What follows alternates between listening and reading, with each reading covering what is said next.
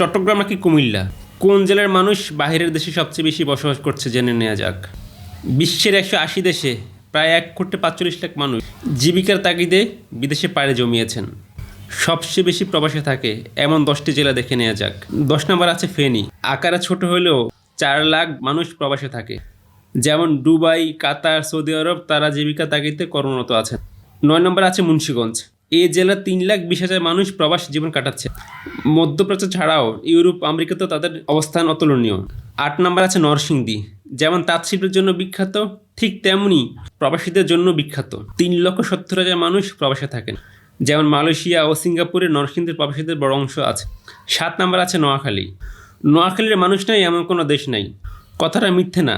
এই জেলা থেকে প্রায় 7,10,000 মানুষ জীবিকা তাগিদে বিদেশ পাড়ি জমিয়েছেন।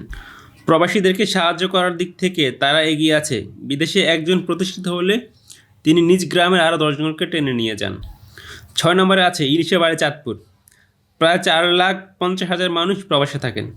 তাদের গন্তব্য হলো সৌদি, কাতার, মালয়েশিয়া, কুয়েত ও বাহরাইন। 5 নম্বরে ঢাকা।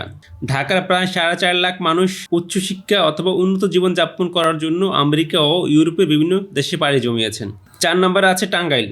4,70,000 মানুষ বিদেশে কর্মরত আছেন। যেমন সিঙ্গাপুর, কুয়েত, তাদের অবস্থান শক্ত। 3 নম্বর আছে বিবাড়িয়া। এ জেলা থেকে 4,90,000 মানুষ বিদেশে পাড়ি জমিয়েছেন। বিশেষ করে বাহরাইন, ওমান, তাদের অবস্থান অতুলনীয়। 2 নম্বরে আছে চট্টগ্রাম।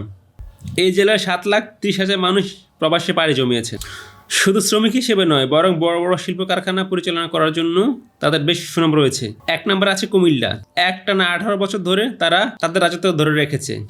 15,30,000 মানুষ বিশ্বের বিভিন্ন দেশে শ্রমিক হিসেবে কর্মরত আছেন। এই 10টি জেলা ছাড়া বাকি জেলার মানুষগুলো রেমিটেন্স এর দিক থেকে আস্থা অর্জন করেছেন।